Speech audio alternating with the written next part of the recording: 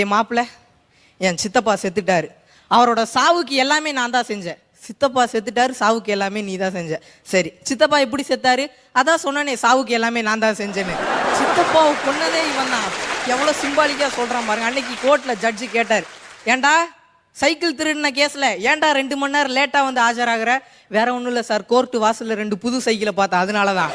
அவனோட எண்ணம் எது மேல இருக்கு பாருங்க, அது மேல இருக்கு. இன்னொருத்தன் வந்து நின்னா குற்றவாளி. அடுத்து விசாரிக்க ஆரம்பிச்சாரு.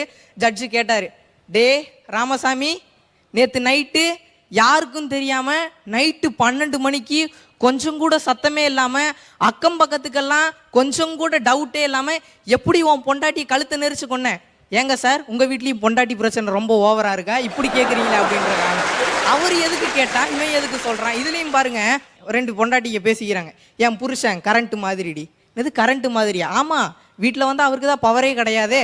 எப்படி பாருங்க.